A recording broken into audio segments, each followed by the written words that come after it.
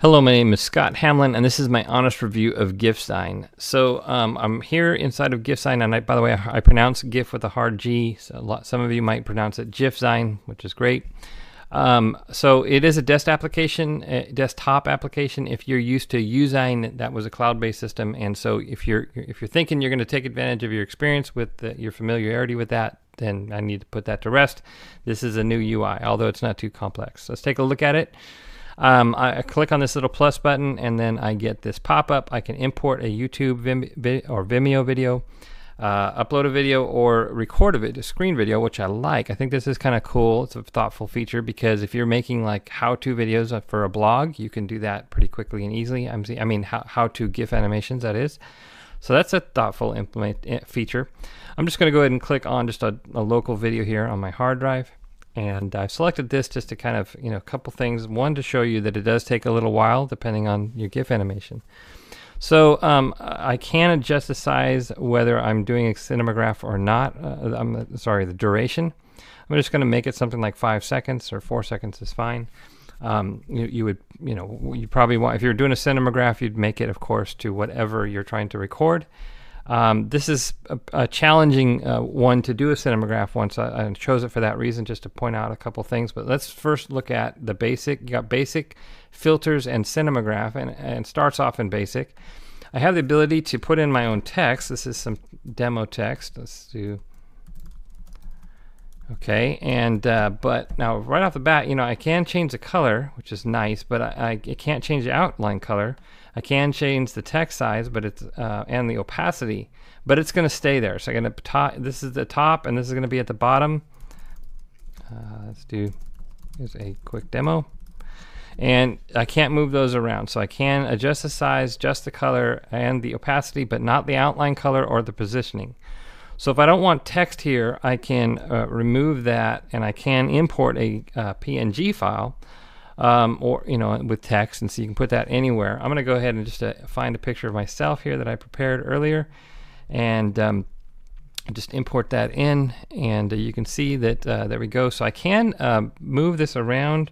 If I hold down the Option key, I can size and constrain it, and position it wherever I want, and so. I can do the opacity, but one thing that's a little odd is I can't delete it, as far as I can tell. I can't just, I can't click on the delete button. So now I have a preview option here, and so I'll show you that I can do a preview. I like the preview. This is great. It's a thoughtful feature that I can, check it out before I export it, and see, oh gosh, the colors are awful. I might need to do something about that, or select another image or something like that. But and I think that the quality down here is part of that. I can see different qualities based on this. I'm not 100%. Yeah, see, it's much better there. That was its idea of vintage and grainy, and so you're probably often going to want to use HD if you can. And so I have some different things here. I can reverse it. I can ping pong it, which is going to go back and forth. The waves would go in the opposite direction. I can mirror it, but it's going to just do the background. You can see it didn't do my picture there, and so it's kind of gimmicky, but they could be useful potentially. If I don't want to have this on the stage and I can't delete it, I can just drag it off. It's a little clunky, but it does work, so it's such that if I do the preview now, it's not going to show up in there. It did take a little bit longer to do that though. So anyways, so let's come down to the filters. I find these to be kind of gimmicky as well, but they're there in case you like them, and but they're quick and easy kind of to discern whether or not you want to utilize them. Notice that it does affect the imported image as well, and if there was text there, it would also affect it. Let's move on to the cinematograph. Now the cinematograph, it kind of works like a lot of those that you may have seen here recently. I can adjust the beginning and end point.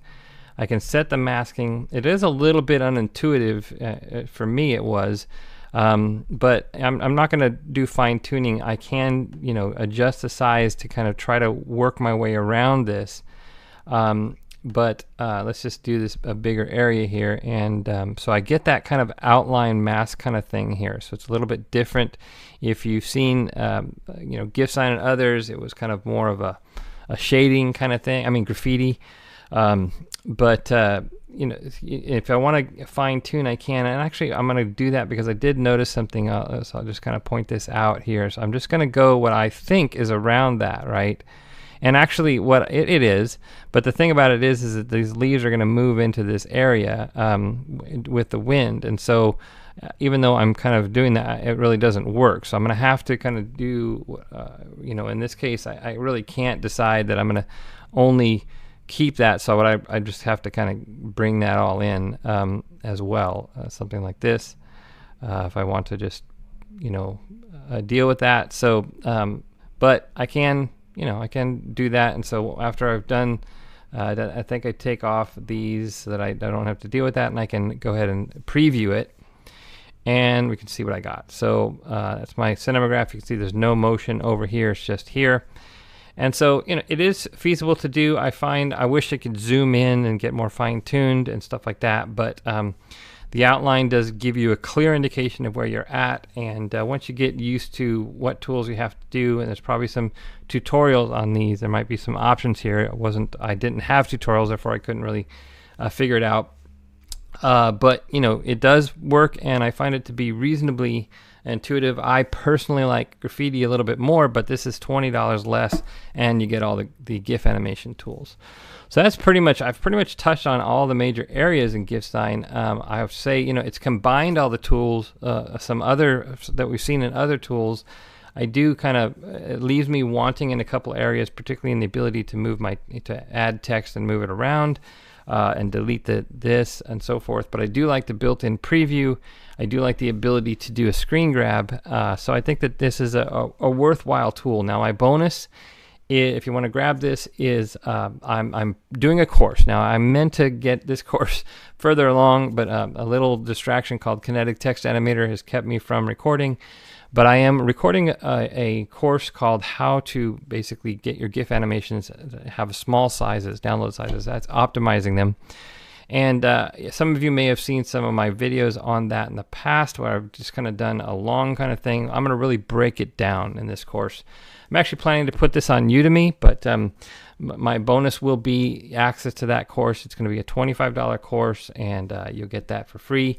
With this, I'll put the details in the download. There's going to be on JVZoo when you purchase. You go to your purchases, and there's going to be a download link. It'll be a text file with the details, and so it's going to be a little while. I'm sorry, but it's going to be at least a week before I can get all the videos done on that, and it could be a little bit longer. So I understand if you want to take advantage of another bonus. Hopefully, at least I gave you some insight into Gifzign here, and whether or not you want to grab this tool. So thanks a lot for checking out this review.